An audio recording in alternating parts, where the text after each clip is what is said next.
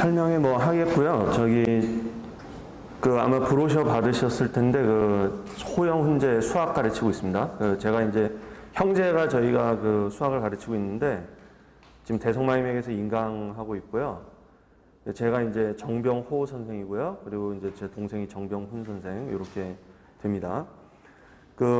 오늘 뭐 유평 분석하고 뭐 이런 거에 관해서 수업 소개 뭐 요거 이제 할 텐데요. 육평에 대해서 뭐 이제 육평 시간은 좀 지났잖아요. 예, 좀 꽤 지났는데 앞으로 뭐 구평 나오고 그다음에 수능 나오고 해봐야 뭐 알겠으나 이번에 육평을 보면 뭐 문제 난이도는 그렇게 막 어려웠던 건 아닙니다. 그랬던 건 아니고요. 근데 요번에 조금 그냥 특이한 사항 같은 게 있다면 뭐 이런 건데 공통 과목이 사전 문항이 10개입니다. 사전 문항이 10개고요. 그 다음에 선택 과목이 사전 문항이 3개예요. 3개인데 이 공통 문항 지금 요 개수만 봐도 우선 예전하고는 조금 달라진 게 예전 교과 과정에서 요 선택이면 이제 확통 지금 미적 기하 이렇게 되는데 예전에 뭐 특히 예를 들어 미적 같은 경우나 또는 뭐 기하나 확통도 다 마찬가지죠. 그냥 이전 선택 과목 체제 이전에 수능에 들어가 있을 때는 다 이렇게 과목별로 3분의 1씩 나왔어요. 그러니까 4점이 원래 13문항이었는데 3분의 1씩 나오면 보통 4문제 내지 5문제가 나왔습니다. 미적 같은 경우는 보통 5개가 나왔어요. 그 전에. 근데 지금 선택 과목에서 3개로 줄었으니까 아무래도 선택 과목의 비중이 전보다 줄었다고 봐야 됩니다. 당연히. 공통 과목의 비중이 더 큰 거고요. 근데 이번에 공통 과목에서 4점짜리 문항이 수학 1이 6개 나왔고요.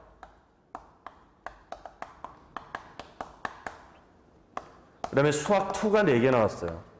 개수만 보면 수학 1이 더 많이 나왔어요. 근데 이건 수능 때 어떻게 될지 모릅니다. 5대5로 나올 가능성이 상당히 크고요. 예, 크고. 근데 요번에 개수는 수학 1이 더 많이 나왔는데 문제의 임팩트는 수학 2가 훨씬 컸어요. 이 수학 1에서 사실 이번에 어려운 게 별로 안 나왔어요. 15번 하나 뭐 15번이 원래 킬러 자리거든요. 객관식의 공통 과목 객관식의 제일 마지막이라서 얘가 원래는 제일 어려운 문제가 돼야 되는데 근데 이번에 이게 15번이 기억, 니은, 디귿 문제였습니다. 그래서 난이도가 그렇게 어려운 건 아니었어요. 15번 치고는. 근데 물론 정답률은 조금 낮았어요. 왜냐면 애들이 기억, 니은, 디귿 문제 나오면 대체로 잘 모르면 그동안 평가원에서 기억, 니은, 디귿이 답인 경우가 많아가지고 기억, 니은, 디귿으로 그냥 막 찍거든요. 근데 이번에 답이 기억, 니은이었거든요. 그래가지고 정답률은 또 되게 낮았습니다. 20%대 초반인가 그래요. 객관식에서 20%대 초반이라는 거는 그겁니다. 뭐냐면 그냥 전국의 모든 학생들이 안 풀고 다 그냥 공평무사하게 찍으면 20%가 나와야 되거든요. 근데 20% 초반이라는 얘기는 다 안 풀고 찍은 거하고 별 차이가 없다는 거예요. 거의. 그래서 정답률은 또 낮았어요.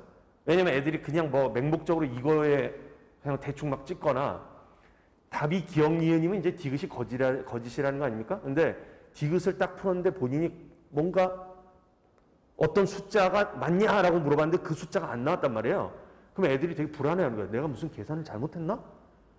이제 그 숫자랑 일치하면 딱 이렇게 뭔가 내가 잘 풀었다라는 느낌이 드는데 일치하지 않으니까 되게 불안감을 느끼는 거예요.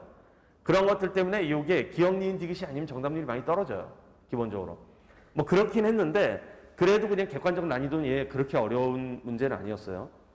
근데 이 수학 2가 4문제가 나왔는데 여기서 3문제가 꽤 까다로운 문제였어요.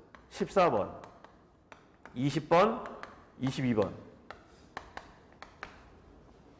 이 3문제가 꽤 까다로운 문제였는데 그냥 까다롭다라는 것이 중요한 게 아니고 제가 이번에 유평을 통해서 느낀 바는 뭐냐면 이 3문제가 모두 학생들이 수학 2 문제를 풀 때 약간 어떻냐면요. 특히 이과 상위권 애들은 좀 그래요. 뭐냐면 문과 친구들은 이제 작년에도 수학 2를 했고 작년 이제 뭐 지금 문과 뭐 N수생들 입장에서 보면 작년에도 수학 2를 했고 뭐 그런 건데 이제 이과 친구들은 수능에서 수학 2가 지금 처음 들어오는 거란 말이에요.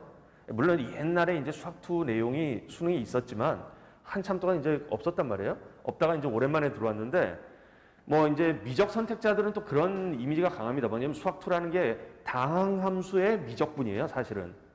그것도 미적분 과목이에요, 원래는. 다항함수의 미적분입니다. 그리고 지금 선택 미적분은 다항함수가 아닌 좀 더 복잡한 함수의 미적분이에요. 뭐 그렇게 보니까 이제 미적분 선택자들이 약간 어떤 생각을 갖냐면, 아, 내가 미적분을 하면 수학2는 좀 우습다. 미적분보다 약간 급이 낮은 미적분. 이런 느낌이 강해가지고 수학2에 대해서 그냥 좀 만만하게 봅니다. 특히 이과 상위권 애들은 수학2를 그렇게 어렵게 안 느껴요. 특히 미적 선택자의 상위권들은. 그냥 심리적으로 수학2는 조금 그냥 만만한 과목. 약간 이런 느낌으로 많이 접근을 합니다. 그런 느낌으로 많이 접근을 하는데, 이번에 이게 잘 보면, 근데 그도 그럴 것이 이해할 수 있는 측면이 있어요. 뭐냐면 이 수학2가 다항함수만 다루는데 주로 3차 함수하고 4차 함수를 다뤄요. 주로. 2차 함수는 고1 때 배웁니다. 근데 2차 함수 문제도 나와요. 당연히. 누적이니까 나오는데 주로 3차, 4차를 다루니까 이게 이제 어떠냐면 3차 함수의 그래프를 학생들이 다 외우고 있단 말이에요. 그래프 개형이 몇 개 안 되기 때문에. 4차 함수 그래프 개형도 한 5개 뭐 이 정도밖에 안 되기 때문에 그냥 그래프 개형을 외워요. 그러니까 뭐 답이라는 게 내가 알고 있는 그림 상하다. 이런 게 좀 많아요. 사실은. 그런 게 많아요. 답이라는 게 너무 뻔하다. 그리고 뭐 맨날 무슨 뭐 직선하고 이렇게 곡선하고 접할 때가 답. 뭐 그런 경우도 많고 아무리 문제를 어렵게 내도 문제를 결국 다 해체해서 답을 구하고 나면 결국 또 그 상황. 약간 뭐 이런 게 많아서 이 수학2 과목이 수학1에 비해서 약간 좀 뻔하다라는 느낌을 주거든요. 좀 공부를 한 학생들한테는. 이번에 약간 그 6평에서 어떤 게 느껴지냐면 이 14번, 20번, 22번이 모두 뻔하지 않은 문제 스타일이었어요. 뭐냐면 애들이 보통 그냥 3, 4차 함수의 그래프 개형을 그냥 외워서 풀면 이렇게 조금 잘 된다라는 이미지가 강했다면 요거는 그래프 개형 푸는 게 좀 쉽고요. 예. 물론 얘 식으로 풀 수도 있긴 해요. 수식으로 풀 수도 있긴 한데 그래프 개형을 이용해서 풀면 좀 잘 되고요. 요거는 식을 써가지고 뭔가 인수 같은 것을 사용해서 풀면 더 잘 풀려요. 훨씬 쉽게 풀려요. 처음에 식을 써서 한번 미분을 해준 뒤에 미분을 하고 나면 어떤 식 곱하기 뭐 식이 막 이런 어떤 식 곱하기 어떤 식이 나오는데 요 부분을 그래프로 해석하는 거예요. 사실 이 문제는 그 작년 수능 나형 20번 변형 문제인데 거의 그 유형이 똑같습니다. 뭐 그런 문제긴 한데 이게 이제 뭘 보여주냐면 평가원에서 수학2가 이제 뭐 좀 뻔하다라는 느낌을 많이 주고 그 미적 상위권 애들은 수학2를 좀 쉽게 우습게 여기는 경향이 강하니까 제가 느끼기에는 약간 이제 이과 애들이 수학2를 보는 시험 체제로 바뀌었기 때문에 평가원도 뭔가 지금 바뀌고 있는 것 같아요. 이 사람들도 뭔가 자꾸 새로운 스타일의 문제를 개발하려는 움직임이 제가 봤을 때 느껴집니다. 뭐냐면 이게 지금 4문제 중에 3개가 다 다른 방법으로 풀어야 더 효과적이에요. 다 다른 방법으로 풀어야 효과적인 거예요. 그래서 다 수학2는 그냥 뻔하다. 그래프 개형 다 알면 되지. 이게 아니라는 것입니다. 이제. 사실 이제 뭐 저희가 강의할 때는 원래 이런 거를 다 설명을 했는데 그동안. 근데 저희가 뭐 설명을 해도 애들은 뭐 선생이 설명한 건 설명이고 나는 나다 해가지고 그냥 자기 그 관성, 특히 조금 이제 자기가 잘한다고 생각하는 애들은 그 관성이 너무 심해가지고 그냥 뭐 맨날 뭐 그래프면 다 되지 뭐 그냥 이렇게 생각을 해요, 사실. 그래가지고 저희가 이제 뭐 그 인터넷에서 이제 애들 사이 뭐 반응을 보면 뭐 수학2 같은 거를 이렇게 식으로 가르치는 걸 되게 이상하다, 뭐 특이하다. 사실 그냥 교과 개념대로 가르치는 것이거든요. 그리고 원래 문제풀이 전략이라는 게 좀 다양하거든요. 다양하고 그중에 어떤 문제에서는 이렇게 푸는 게 낫고 어떤 문제에서는 저렇게 푸는 게 낫고 이런 게 다 좀 다릅니다. 문제마다. 근데 이제 애들은 그런 걸 잘 보려고 하지 않고 그리고 애들은 이제 약간 그냥 뭐 대충 개형 그래서 이렇게 딱 보면 왠지 이때가 아닐까 했는데 알고 보니 그때가 또 맞아. 그동안 계속 맞아왔어. 뭐 그러니까 그냥 자기 풀이의 그 관성적인 측면을 잘 발견을 못해요. 근데 제가 느끼기엔 이번에 수학2에서 지금 이렇게 나온 걸 보면 4문제 중에 3문제나 지금 이렇게 내가지고 애들이 이번에 보면 잘하는 애들이 한번 이번 시험이 쉽다고 느꼈을 거예요. 근데 조금 실력이 불안정한 친구들이 이번에 약간 어땠냐면 공통 과목에서 한 4개가 우수수 그냥 나가버리는 거예요. 요거 3개 나가고 그다음에 뭐 15번도 예를 들어 나갔다. 그러면 4개가 그냥 한꺼번에 쑥 나가요. 근데 얘네들이 예전하고 이제 차이가 뭐냐면 예전 수능 체제는 2017, 18 학년 수능 체제는 이랬거든요. 난이도가 이렇게 증가하다가 킬러 3개의 난이도가 몰빵돼 있어요. 요게 2017학년도하고 2018학년도 수능이 이런 체제였어요. 근데 요게 킬러 3개 이렇게 몰빵돼 있으니까 특히 2018학년도 수능이 제일 그게 심했는데 이때가 사실 킬러 3개가 다 어려웠고요. 요때는 그래도 킬러 하나가 굉장히 어려웠어요. 30번 하나가 굉장히 어려웠고 이때는 30번 하나도 무진장 어려웠고 21번, 29번이 다 어려웠어요. 그리고 이때는 심지어 B킬러 중에도 2개가 어려운 게 있었어요. 근데도 1컷이 92였거든요. 이때가 애들이 되게 잘했어요. 2018학년도. 왜 그러냐면 이때 그 30번 킬러가 어마어마한 킬러가 한번 나오니까 애들이 굉장히 경각심을 가지고 엄청나게 공부를 해가지고 이때는 난이도가 이때보다 사실 더 높았는데도 컷은 똑같았어요. 92로. 근데 요 2해에 이런 난이도를 보이는 문제들이 있으니까 이제 이게 도대체 그 교육적으로 괜찮냐. 그건 좀 너무하다. 스케일이 진짜 크긴 크거든요. 문제들이. 그러니까 이제 조금씩 바뀌었죠. 2019학년도, 20학년도 계속 흘러오면서 조금씩 바뀌어서 요거 난이도가 약간씩 낮아지면서 조금씩 이렇게 바뀌긴 했어요. 했는데 지금 올해쯤 돼서 작년 수능 때도 조금 그랬고 근데 올해 지금 6평을 보면 얘네들이 그냥 어떠냐면 난이도가 비슷비슷해요. 요거 하나가 조금 더 어렵긴 한데 22번이 요게 조금 더 어렵고 근데 문제 그 풀이의 스케일 있잖아요. 얘네들은 이제 어떤 어려움이냐면 여기서 이런 건 스케일이 큰 거예요. 2017학년도 수능 30번은 해설을 치면 한 40줄 정도가 나오거든요. 얘도 뭐 물론 이제 뭐 이런 거 그 어떤 친구들은 뭐 그냥 뭐 딱 보면 뭐 졌대요 해서 금방 알겠어 뭐 이러는데 이제 약간 그 뒷북식 풀이가 많고 근데 현장에서 그냥 교과 개념대로 딱 풀려고 하면 얘도 풀이가 꽤 길어요. 그래서 스케일이 큰 문제가 많은데 요즘은 이제 스케일은 그렇게 안 커요. 그래서 풀이 길이들이 다 그냥 비슷비슷한데 어떻게 됐냐면 이제는 14, 20, 22, 15번 그 다음에 여기 사실 21번이 여기 수학원에 하나 있었는데 얘는 풀이 진짜 짧아요. 얘는 그 한 제가 푼 거는 2줄인가 밖에 안 썼는데 근데 또 이것도 은근히 많이 틀렸어요. 애들이. 예, 그랬고 그 다음에 과목에서 킬러 하나 정도 딱 틀려요. 그 걔네들이 그냥 난이도가 쓱 다 비슷한데 완전 쉬운 B킬러는 아니고 엄청 어려운 킬러도 아니고 그냥 적당한 난이도의 소위 그 준킬러라고 불리거나 아니면 킬러에서 쉬운 버전. 사실 준킬러하고 킬러에서 쉬운 버전은 별로 큰 차이가 없거든요. 그거 어떻게 구별합니까? 비슷합니다. 걔네들이 지금 6, 7문제가 나오는 상황인 거죠. 이번 6평이 보면. 그 정도 난이도의 문제가 6, 7개가 그냥 한꺼번에 나오니까 실력이 조금 좋은 애들은 예전 시험보다 쉽다라고 느낄 수 있어요. 왜냐하면 압도적으로 어려운 임팩트 있는 문제가 없기 때문에 그러니까 뭐 6, 7문제 뭐 엄청 큰 스케일 큰 문제 없으니까 요번에 사실 기하 30번 정도가 조금 임팩트가 있는 문제였고 기하 30번이 좀 전통적 킬러다운 문제였어요.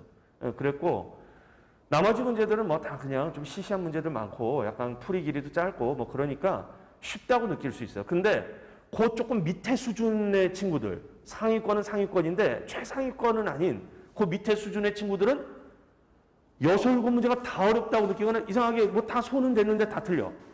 이럴 수 있어요. 그래서 갑자기 뭐 80점, 70점대 후반 이렇게 떨어진 애들도 상당히 있습니다. 요번 시험이 좀 그런 특징이 있어요. 제가 봤을 때는 그 우선은 이 제일 그 수능에서 위험한 상황은 이제 요런 것들인데 평가원이 뭔가 신유형에 대해서 상당히 모색을 하고 있다는 것입니다. 그래서 관성적으로 공부를 하면 굉장히 위험하다. 그게 이번 6평에서 주는 저는 가장 중요한 메시지라고 보고요. 수학원이 이번에 쉽게 나오긴 했는데 원래 수학원은 전통적으로 크게 3단원이거든요. 지수로그, 상가함수, 수열. 근데 이 3단원 모두가 평가원이 역대 킬러, 가장 어려운 킬러들을 다 냈던 단원들이에요. 전부. 네. 그래서 여기는 이번에 6평에서는 여기가 쉽게 나왔지만 수능 때는 여기가 어렵게 나오고 여기가 덜 어렵게 나오고 뭐 이거 알 수가 없어요. 알 수가 없고. 그래서 뭐냐면 지금 이게 평가원도 뭔가를 지금 정해놓고 한다라는 느낌이 아닌 것이에요. 제가 느끼기에는 지금 수능 체제가 바뀌었고 평가원도 지금 난이도 조절이나 이런 거 다 간을 보는 거고 애들한테 지금 문제 유형들도 간을 보는 거예요. 얘네들한테 지금 이런 새로운 유형을 딱 내면 변별이 될 것이냐.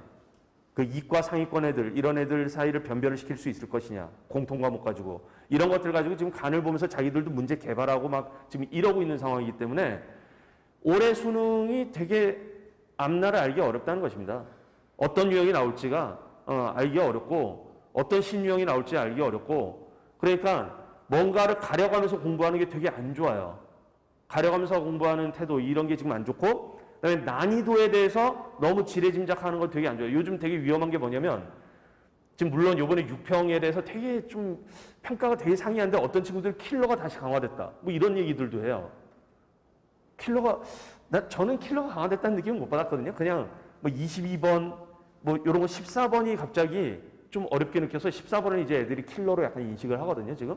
그래서 킬러가 강화됐다 뭐 이런 표현도 쓰는데 뭐 그거보다는 저는 그냥 6, 7 문제가 난이도가 그렇게 큰 차이가 없이 다 난이도가 상향 평준화된 상태로 엄청 높게는 아니지만 적당 수준으로 상향 평준화된 상태 그냥 중킬러나 쉬운 킬러 정도 수준이 한 6, 7개가 나오는 그런 시스템으로 지금 내고 있는 것 같다. 이런 것이고 문제 유형이 약간 새롭다. 사실 이것도 풀이가 엄청 짧거든요. 저는 이거 제 시험지를 보여드릴 수도 있는데 이거 제 풀이가 되게 짧아요. 근데 애들은 이게 엄청나게 어려운 문제라고 사실 이거 앞부분은 기출 변형 문제거든요. 예. 그런 건데 애들은 잘 모르죠. 왜냐면 포장지를 바꿔놓으면 또 몰라요. 애들이. 예. 그래서 이 관성적으로 공부하는 거랑 그다음에 난이도에 대해서 약간 지레짐작하면 안 되는데 지금 그래도 대부분의 친구들은 지금 이제 킬러가 약화되고 중킬러가 강화되고 있다. 뭐 이런 생각을 하는데 이게 문제가 뭐냐면 중킬러라는 거의 난이도를 지금 본인들이 어떻게 생각하고 있느냐가 문제거든요. 저는 중킬러라는 걸 어떻게 보냐면 킬러의 쉬운 거랑 중킬러는 별 차이 없다라고 보는 입장인데 많은 친구들이 중킬러가 강화되고 있다는 것에 그 말은 이제 무슨 얘기냐면 그래서 우리는 이제 킬러는 좀 안 해도 돼. 라는 것을 사실 깔고 있어요. 애들이 말하는 걸 잘 들어보면 그래서 이제는 킬러는 좀 안 해도 되죠. 뭐 예전에 좀 스케일 큰 것들 좀 안 해도 되죠. 왜? 중킬러가 강화되는 시기니까 이젠 중킬러를 먼저 다 하는 게 중요하지 않을까요? 뭐 이런 거예요, 애들이. 근데 걔네들이 인식하는 중킬러라는 게 어떤 거냐면 제가 봤을 때는 와 이런 게 중킬러 이게 아니고 이거보다 더 낮은 걸 중킬러라고 지금 보고 있는 경우들도 많아요. 그래서 애들이 은근히 이제는 뭐 킬러나 저는 이제 실력이 부족하니까 뭐 중킬러부터 다지고 가겠습니다. 그 말을 잘 들어봐야 됩니다. 그래서 그 중킬러를 다지고 간다는 게 요거보다 쉬운 수준에서 공부한다는 뜻일 가능성이 꽤 커요. 그러면 이제 뭐가 문제냐? 수능날 6, 7개가 다 안 풀릴 수 있어요. 그리고 원래 수능이라는 게 무슨 한 5시간쯤 주고 야 5시간 동안 한 30문제 풀어봐라. 넉넉하게 시간을 줄게. 너가 정말 사고력을 쥐어짜내서 한번 지금까지 고등학교 때 배운 개념과 이것을 총동원해서 그 현장에서 사고력을 발휘해서 풀어봐라. 뭐 그렇게 나온다면 모르겠는데 100분에 30문제를 푸는데 그게 사고력이 일부 들어가 있긴 하지만 사전 지식과 사전 학습이 굉장히 중요한 거죠. 시간이 짧기 때문에. 근데 애들이 이제 뭐냐면 그 사전 학습이 중요하면 당연히 이 정도 수준의 문제를 수능 현장에서 시간이 그렇게 오래 걸리지 않고 풀려면 당연히 이거보다 높은 수준의 문제도 상당히 풀어낼 수 있는 능력이 돼야 이런 수준의 문제를 수능 현장에서 푸는 거예요. 이런 수준의 문제를 나는 풀겠어 해서 이런 수준까지만 딱 공부하잖아요. 수능 현장에서 엄청 버벅된다고요. 나는 이걸 열심히 했는데 왜 안 되지? 당연하죠. 그 수준 이상을 안 했기 때문에. 그 수준 이상을 해야 이 수준이 수능 현장에 이거 몇 분씩 잡아야 될 것 같습니까? 6, 7문제가 이렇게 나왔어요. 이렇게 나오면 전에 이런 시험 체제보다 시간 관리가 훨씬 어렵습니다. 그래서 평가원에서 맘만 먹으면 컷을 상당히 떨어뜨릴 수도 있어요. 왜냐면 그 불수능 시절 아시죠? 2009학년도부터 2011학년도까지 3년간이 불수능 시절이었는데 그때는 1컷이 71도 있었고요. 79, 80 막 이런 게 1컷이었습니다. 근데 그게 이제 왜 그랬냐? 무슨 지금처럼 막 압도적 킬러 이런 거 없어요. 그런 거 없어요. 그게 뭐냐면 그냥 이런 잔잔한 문제들 좀 약간 까다로운데 발상이 까다로운데 풀이는 안 긴 그런 문제들이 곳곳에 박혀있는 시스템이었거든요. 다만 지금과 차이는 뭐냐면 그때는 지금은 그래도 조금 예측이 가능하죠. 이 6, 7문제가 몇 번일 것이냐. 대충 14, 15, 20, 21, 22 그 다음에 선택에서 29, 30 이 정도 7문제일 거라고 딱 예상이 되는데 그때는 예상이 안 돼요. 그냥 가다 보면 갑자기 4점이 딱 등장하는데 이게 도대체 내가 몇 분을 쏟아서 풀어야 되는 문제인지 이 예상이 안 되는 그런 상황이라서 시간 관리가 엄청 어려웠거든요. 요 시스템은 그때의 시스템보다는 시간 관리가 쉽지만 요때의 시스템보다는 시간 관리가 어렵습니다. 이때는 어떠냐면 세 문제 정도에 몰빵을 해놨기 때문에 나머지 문제가 엄청 쉬웠어요.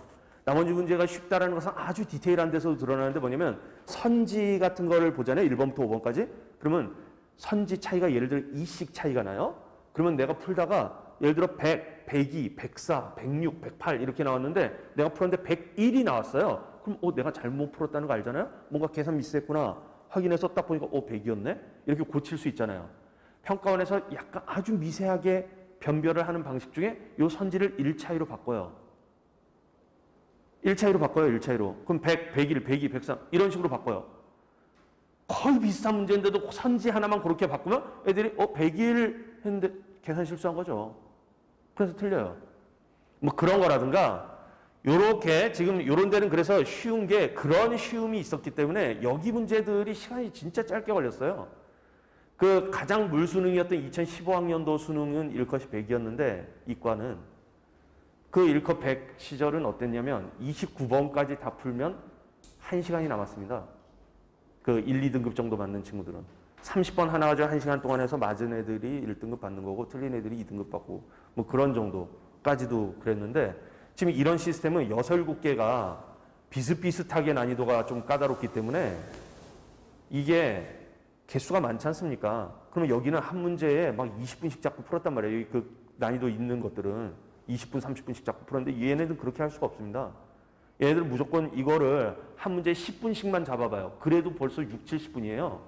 그럼 나머지 문제를 20분 만에 다 풀어야 된다는 건데 그걸 풀겠어요? 그러니까 이거를 10분도 걸리면 안 돼요. 이거 다 보면 한 6, 7분에 다 풀어야 된다고요. 이런 것들을. 그러면 이런 중킬러나 쉬운 킬러 문제를 6, 7분에 풀려면 어느 정도 능력이 돼야 되겠습니까? 당연히 어려운 킬러들도 잘 풀 수 있는 능력이 돼야 됩니다. 그래야 돼요. 그래서 난이도에 대해서 굉장히 그 오해나 착각을 하면 안 됩니다. 난이도가 이제 중킬러 시기니까 이제 킬러는 다 버려. 저는 그렇게 얘기 안 합니다. 지금 제 수강생들한테는 특히 공통 과목의 경우는 수학2 예전 킬러들 있죠. 평가원에서 그 스케일 킬러, 큰 킬러들도 있거든요. 무조건 다 풀어라. 기출에서 난이도 가리지 말고 무조건 다 풀어라. 그걸 안 하면 너가 3개나 다 틀릴 수 있다. 사실 그걸 안 한 친구들이 이번에 3개 다 나간 거거든요. 수학2 3개 정도 다 나갈 수 있다. 그러니까 무조건 킬러까지 다 해라.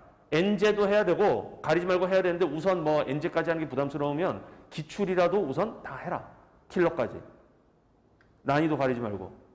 그렇게 안 하는 친구들은 우수수 틀리면 6, 7개 틀리면 70점대예요. 그냥 70점대로 그냥 떨어져요. 금방.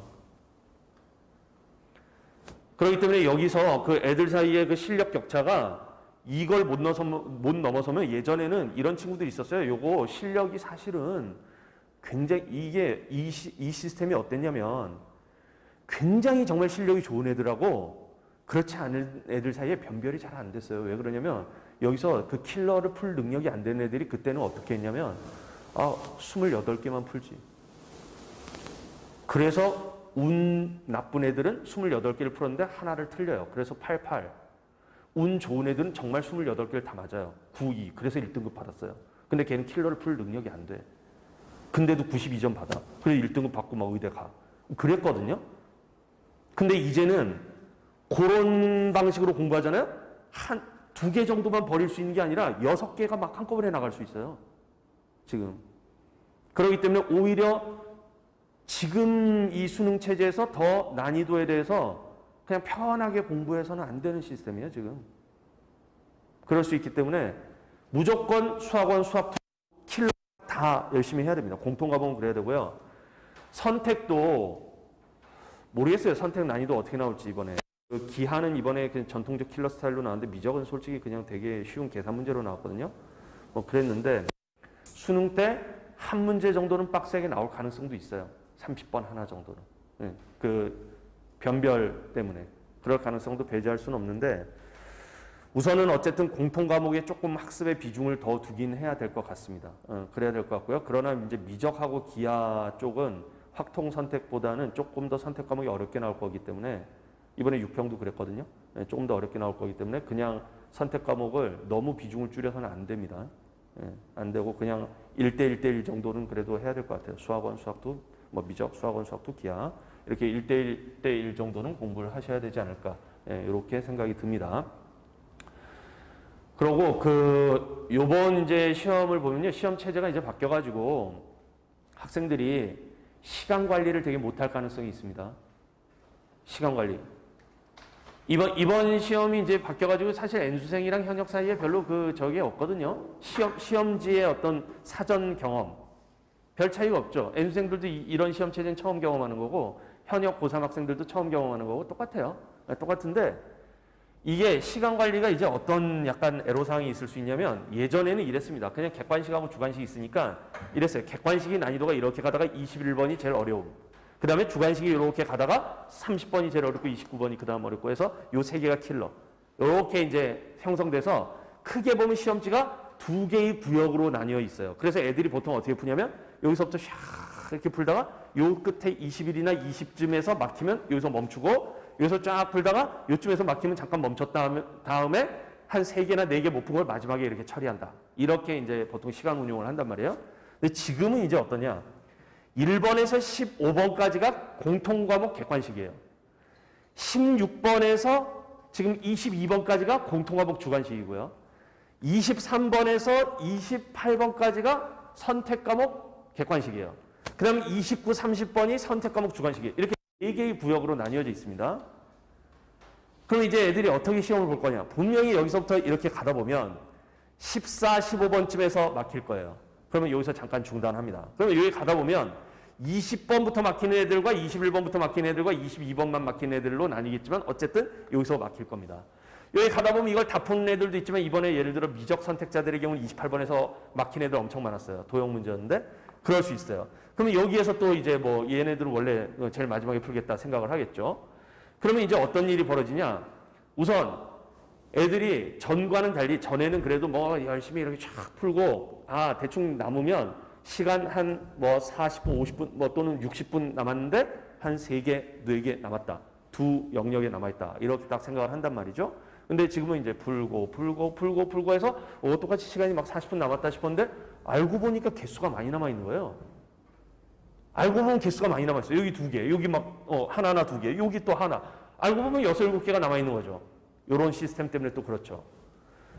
게다가 시험지가 이렇게 4구역으로 나눠 있으니까 뭐 남겨있는 것도 여기 풀었다가 안 풀리면 또 저기 갔다가 이제 이제 시간이 없는데 얘네들은 또 잘 안 풀리지 않습니까? 그러면 애들이 막 이렇게 손대다가 안 풀려. 그러면 저쪽 가서 풀지? 안 풀려. 뭐 좀 풀었다. 하다 보면 정신없어서 문제가 지금 내가 어느 문제를 안 풀었지? 이게 정신없을 수 있어요. 누락이 있을 수 있어요. 누락이 있거나 여기쯤 되면 시간 관리가 안 돼요. 도대체 내가 무슨 문제를 지금 몇 분을 지금 붙잡고 있어야 되고 이게 시간 관리가 엉망이 될 가능성이 상당히 있습니다. 그래서 그 올해 같은 경우는 뭐 저희가 기본적으로 그 모의고사 실무 연습을 그래도 많이 중시하는 입장인데 올해는 더 중요해요. 제가 봤을 때는. 이 시간 운용이 되게 애들이 실전 수능 현장에서 이상한 경험을 할 가능성이 있거든요. 이게 뭐냐면 실무를 이제 연습을 하면서 그냥 뭐 애들 뭐 자기 점수 간보기 있잖아요. 그냥 뭐 내가 어느 정도 수준이지 뭐 이런 거 다 필요 없고요. 딱 2가지를 해야 됩니다. 실전 모의고사 공부하면서 딱 2가지를 해야 되는데 하나는 뭐냐면 자기가 풀다가 틀렸거나 허둥댔거나 이런 것들을 체크해서 자기가 개념학습하거나 기출학습할 때 뭔가 이걸 제대로 안 했구나. 이걸 다시 약점을 발견해서 예전에 공부했던 거 다시 찾아서 메꾸는 거. 실무가 다 그런 용도로 쓰는 것입니다. 약점 체크, 약점 보완. 그걸 우선 1차적으로 당연히 해야 되고요.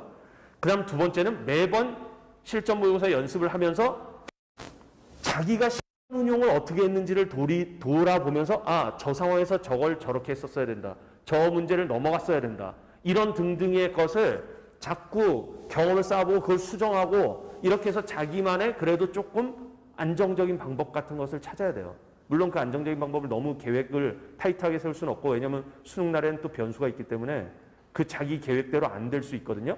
그러면 그 자기 계획대로 안 됐을 때 어떻게 대처할 것까지 포함해서 그런 그 100분의 시간 운용의 계획 같은 것을 상당히 연습을 해야 됩니다. 이거.